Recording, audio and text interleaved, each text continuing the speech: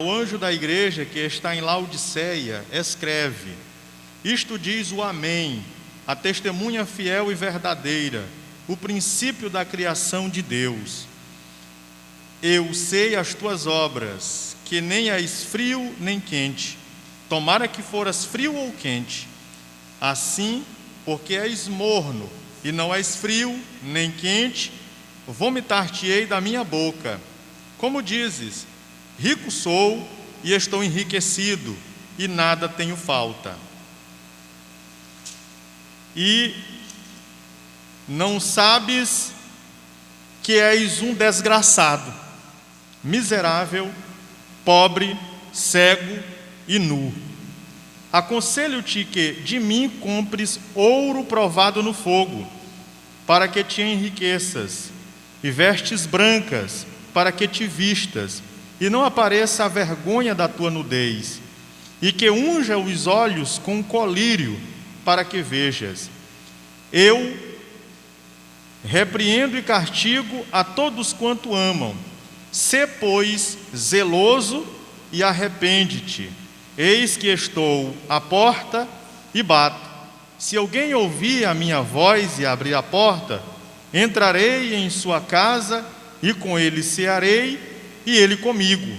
Ao que vencer, lhe concederei que se assente comigo no meu trono, assim como eu venci e me assentei com o meu Pai no seu trono. Quem tem ouvido, ouça o que o Espírito diz às igrejas. Queridos irmãos, o texto que nós lemos é um texto muito conhecido e muitas vezes citado por todos nós, nem que seja pelo menos o versículo 20, que inclusive utilizamos quando estamos pregando mensagens evangelísticas, dizendo que Jesus está à porta dos corações, batendo e pedindo para entrar.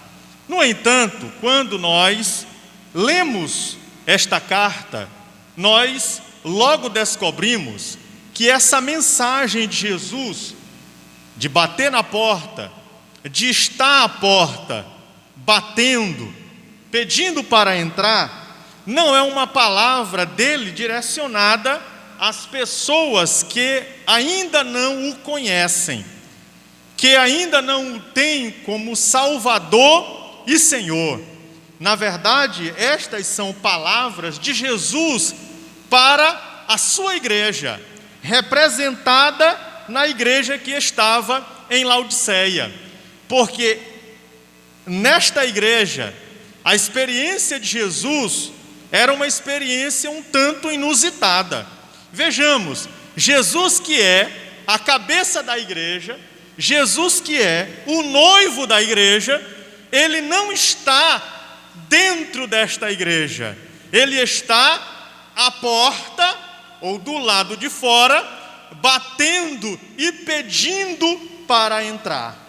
E logo nós percebemos que a razão pela qual Jesus está à porta, batendo e pedindo para entrar, é porque esta igreja, ela era uma igreja que se sentia independente, que não precisava de Jesus, uma igreja autossuficiente, que Jesus, enquanto se apresenta a ela como o fiel e verdadeiro, ou como a testemunha fiel, logo ele diz: eis que eu sei as tuas obras, que nem és frio nem quente.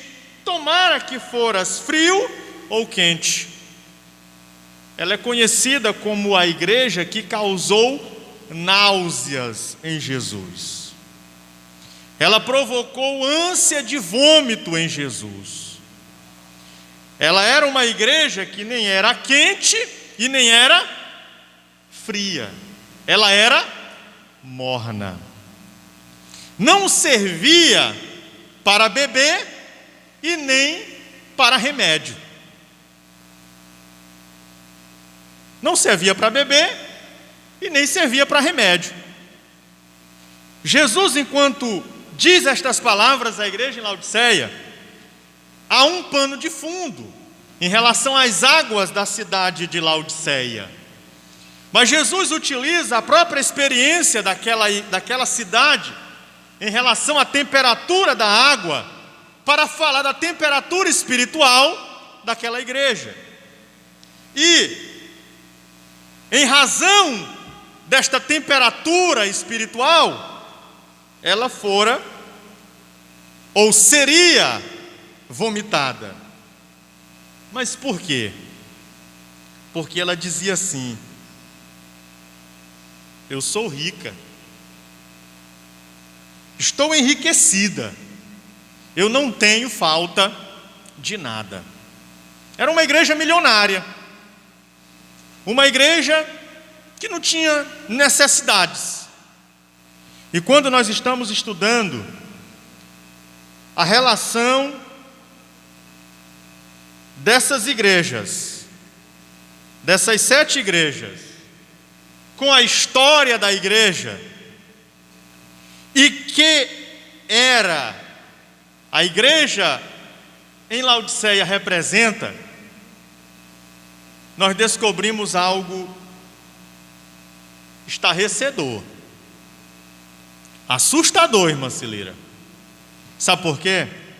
Porque essa aqui é a 7ª igreja, ela é a última igreja, e portanto, ela traz uma representação da experiência da igreja no seu último momento na terra, antes do arrebatamento.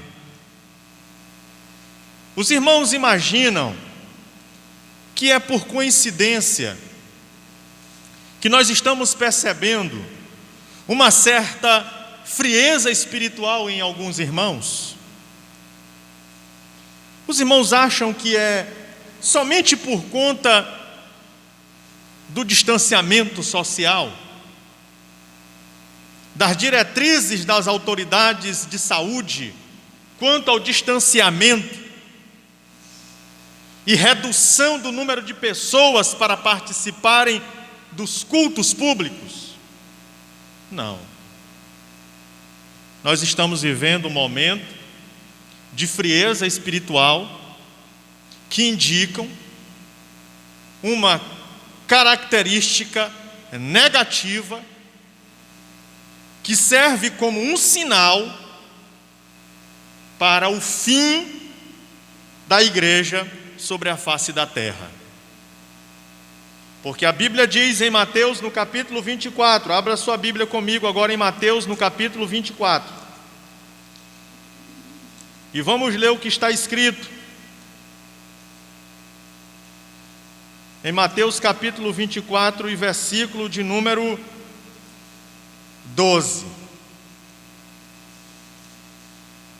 e 13. Mateus capítulo 24, versículo de número 12 e versículo 13. Diz assim a palavra de Deus: e por se multiplicar a iniquidade, o amor de muitos esfriará. O amor de muitos esfriará. E o versículo 13 diz: mas aquele que perseverar até o fim será. Aí você diz assim: irmão Flávio, só que em Mateus, Jesus diz que o amor vai esfriar. E em Apocalipse, a igreja não era quente e nem fria, ela era morna.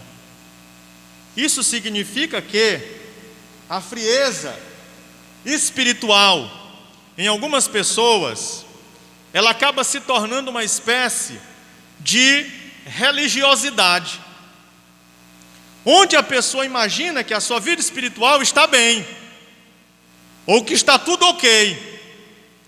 Só que esse tipo de postura acaba, em vez de trazer benefícios para essa pessoa, distancia ela cada vez mais da presença de Deus.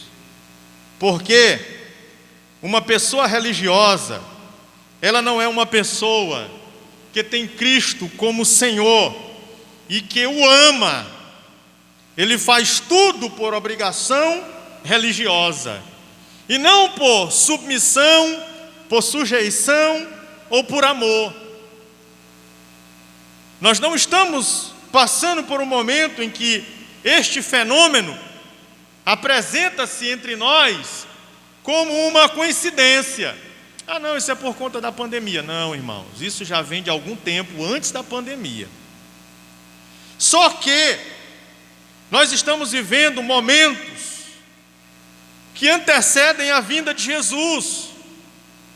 E algumas pessoas estão de fato se encaixando dentro do perfil espiritual da igreja em Laodiceia, que não é quente e também não é frio. É um crente autossuficiente.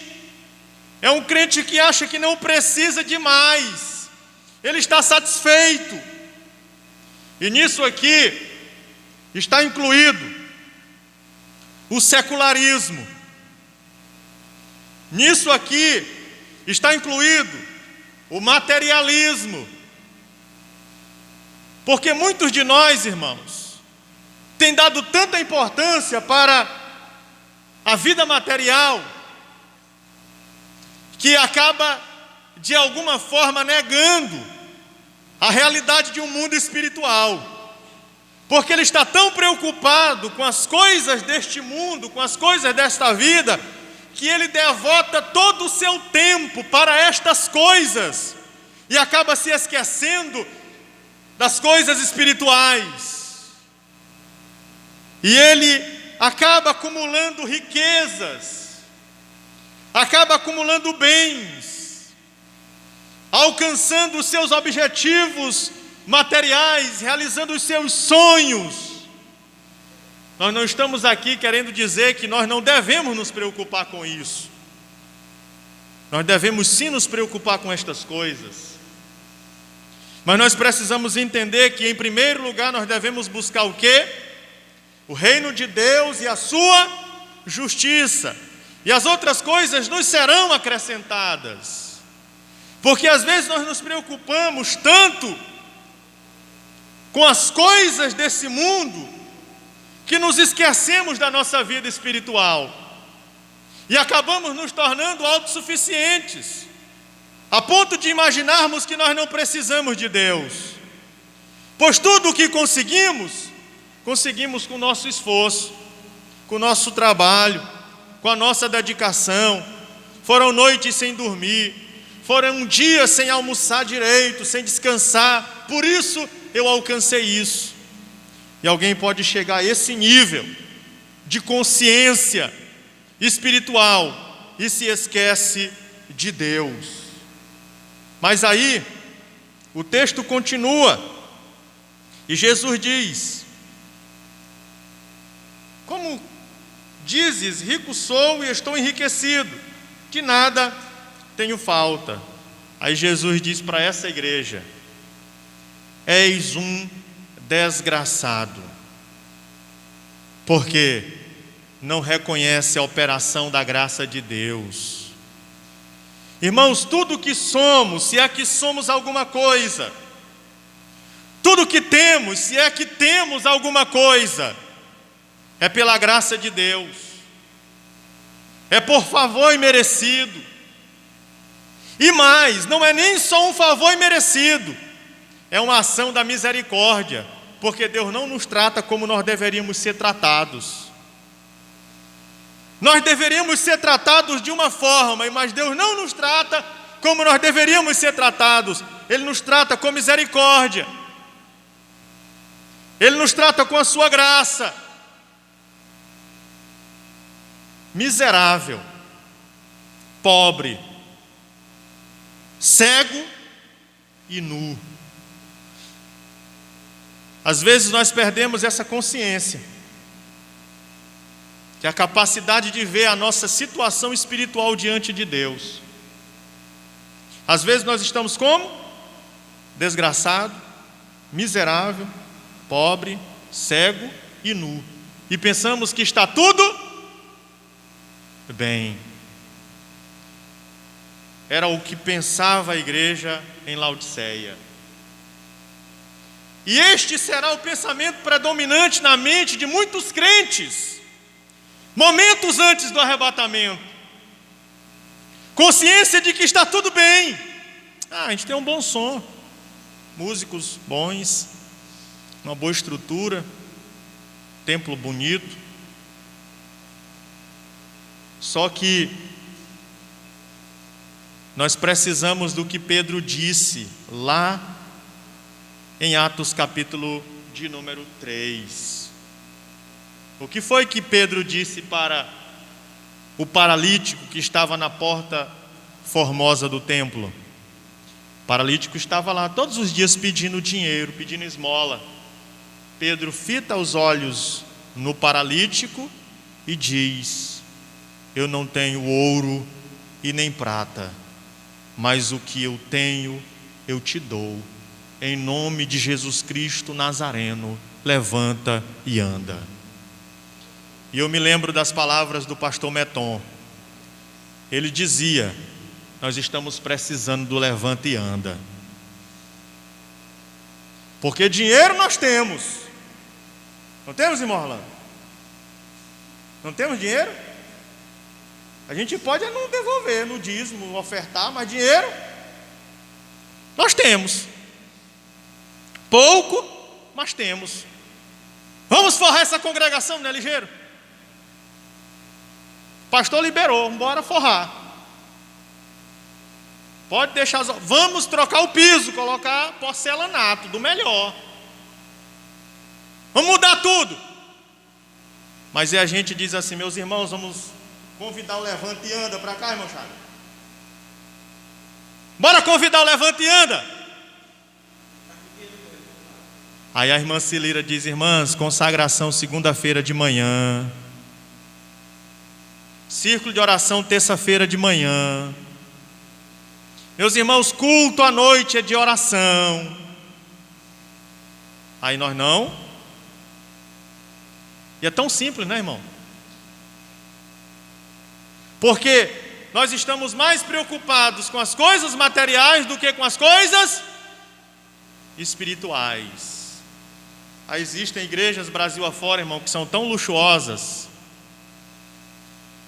E o pastor Wellington falou uma coisa um dia desse, não foi terça-feira, de um tipo de igreja aí que tem uns pastores aí que os obreiros carregam ele no ombro. O senhor estava lá, né, ele falando. Eu estive em Imperatriz com o pastor João Batista, excelente pessoa, conhecia ele só de ouvir falar, e conheci lá, ele me recebeu, nós conversamos bastante. Ele disse: irmão Flávio, eu fui pregar numa cidade, numa capital aqui no Brasil, senhor, eu fiquei impressionado com o tamanho luxo da igreja. Luxo, os crentes da igreja, irmão Orlando, é elite da cidade. Luxo, coisa. Alugaram o melhor hotel, uma suíte, tudo pago. Pastor, tudo pago, tudo, não se preocupe. Aí o pastor foi pregar. Quando ele chegou lá, chegou no culto, sentou, o pastor presidente tinha chegado. Aí de repente o pastor presidente chegou. Quando o pastor presidente chegou, todo mundo ficou de pé para ele entrar. Aí ele entrou. A cadeira dele parecia um trono. Aí ele se sentou, orou, todo mundo de pé. Na hora que ele se sentou, aí todo mundo sentou também. Aí ele pegou o jornal, abriu o jornal no púlpito, cruzou as pernas, e o culto rolando, e ele lendo o jornal. Pastor João Batista, olha que negócio. Terminou, pregou, mandou a secretária ir conversar com ele, né? Tesoureira da igreja, secretária, foi lá. Disse: pastor, isso era, ele foi pregar, mas pediram para ele chegar um dia antes, estava tudo pago. Terminou de pregar na sexta-feira, Diária do hotel parece que era 1.000, era 2.000 reais. Era um negócio alto. Aí eles disseram para ele assim: pastor, não se preocupe, o senhor já pregou, mas se o senhor quiser ficar aproveitando o final de semana com a sua esposa, o hotel está pago aí pelo período que o senhor quiser ficar. O pastor olhou assim: não precisa, eu vou, não, quero dar despesa. Irmão, não se preocupe, despesa? Não penso numa coisa dessa não. Aí o pastor: a secretária já lhe deu a oferta? Não, ainda não. Nem tá. Quanto foi que você colocou aí de oferta para ele? 2.000, bote 7. Aí o pastor João Batista disse: irmão Flávio, lá eles não sabem com que gasta o dinheiro. Não sabe, tem dinheiro demais, dinheiro demais. Mas ele disse que pregava e via assim o povo. Entenderam? Eu passei uns dias me congregando em São Luís, assim que eu aceitei Jesus como Salvador.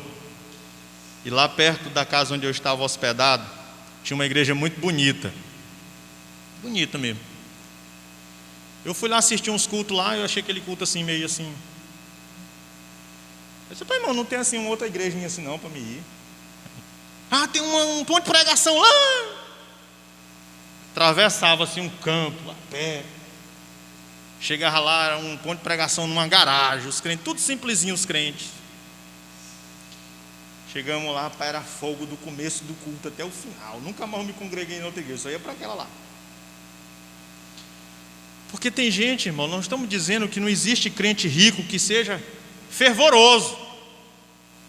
Mas a Bíblia diz que é mais fácil passar um camelo pelo fundo de uma agulha do que um rico entrar no reino de Deus. Por quê, irmão? Porque ele é autossuficiente. Tudo o que ele precisa, o dinheiro dele pode comprar. E essa era a situação da igreja em Laodiceia. Uma igreja rica, que tinha tudo, menos Jesus. Porque ele estava do lado de fora. Aí Jesus faz uma ironia. Irmãos, me suportem. É um dos últimos sermões aqui. Na última mensagem de Paulo, ele virou a noite. Não foi hoje, nós não vamos virar a noite não. A última mensagem de Paulo, ele passou a noite todinha pregando. E o Eutico caiu da janela, que não aguentou, embebedado com a fumaça da lamparina. Aqui não tem lamparina. Então, aí Jesus ironiza para essa igreja. Ah, tu é rica, é? Tu é rica, não é? Pois vem cá, eu te dou um conselho. De mim compre ouro provado no fogo. Tem dinheiro? Pois não vai comprar no ourive não, compra de mim. Vem comprar de mim aqui, vem. Esse ouro representa a obra da graça e a salvação, o perdão dos pecados. Quem é que pode com o seu dinheiro comprar o perdão dos pecados? Aquela igreja poderia ser a mais rica que fosse. E Jesus diz assim: pois agora pega teu dinheiro e vem aqui e compra o perdão dos teus pecados, que eu quero te vender o perdão dos pecados.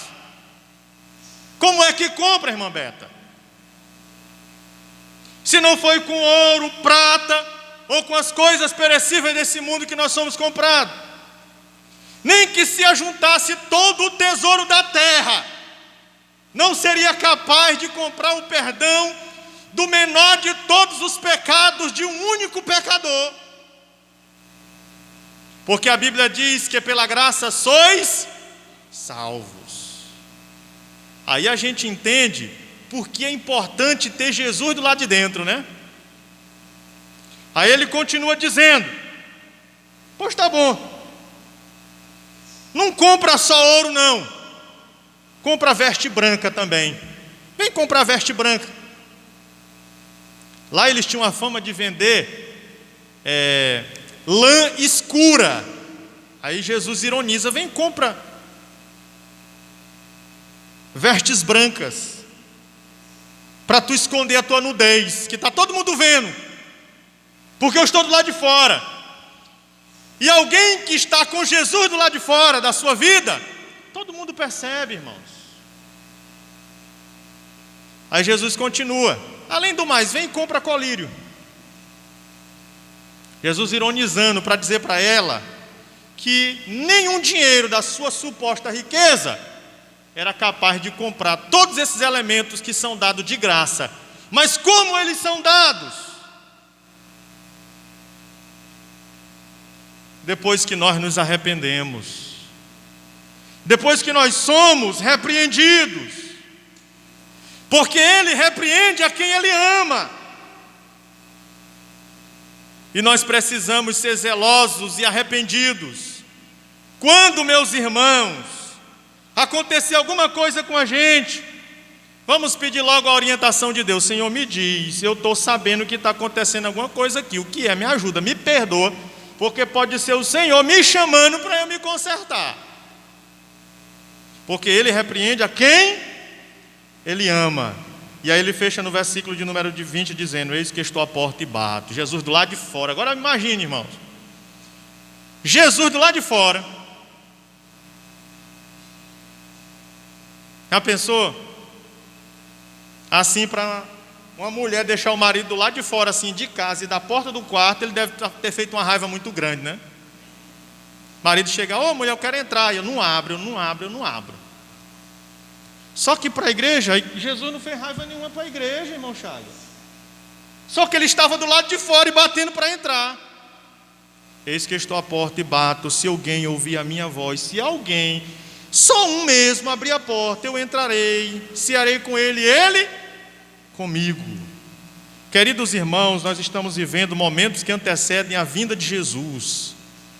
Não vamos ser autossuficientes, pensando que nós vamos conseguir desenvolver a nossa vida e a nossa trajetória sozinhos. E não vale a pena, irmãos. O pastor Hernando Dias Lopes, num livro que tem como título Homens que Oram, ele diz: não construa o seu sucesso sobre os escombros da sua família. E outro: nós não podemos também construir o nosso sucesso neste mundo sobre os escombros da nossa vida espiritual. Comprometer o nosso tempo, comprometer a nossa devoção, nosso momento com Deus, por conta de outras coisas, nós vamos ficar ricos e realizar todos os nossos sonhos. E o que vai adiantar nós com tudo isso? Se o homem dizer assim: vem, hoje eu quero a tua alma, para quem nós a daremos?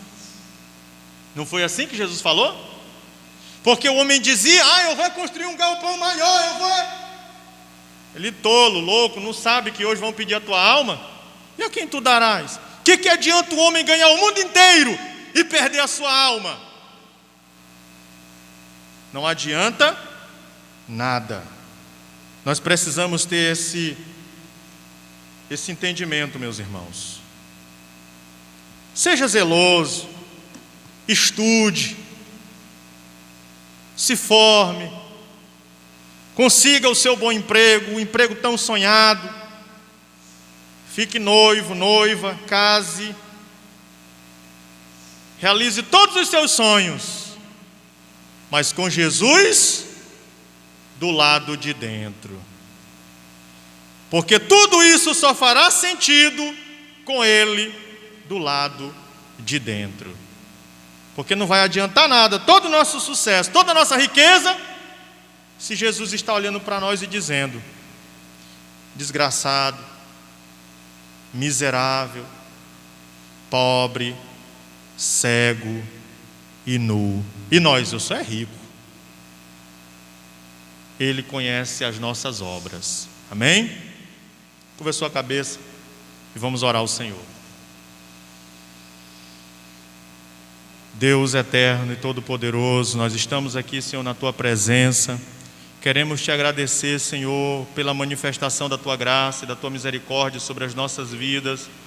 porque nada temos, porque nada somos, porque não conseguimos nada, Senhor, porque sem o Senhor nada nós podemos fazer. Tudo é a tua graça, Senhor, tudo é o teu amor, tudo é a tua misericórdia, tudo é a tua compaixão.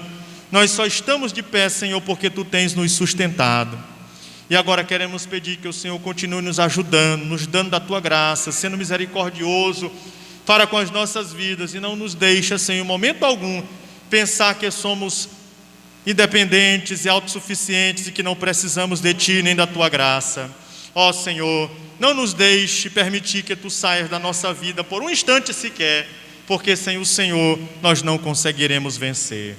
Abençoa todos os teus servos que estão aqui, aqueles que não puderam vir, Senhor. Dá da tua graça, meu Deus, em nome de Jesus, dando vitória e ajudando em todas as situações, porque nós somos teus e precisamos de ti. Dá força ao que está fraco, dá ânimo ao que está desanimado, dá, Senhor, o alento àquele que está cansado, levanta o que está caído, e aquele que tiver cometido algum pecado, perdoa, Senhor, porque a tua palavra diz que a oração da fé, Senhor, também perdoará os pecados daqueles que têm cometido algum pecado. Em nome de Jesus nós te pedimos e te agradecemos. Amém. Amém, meus irmãos. Nós queremos nesse momento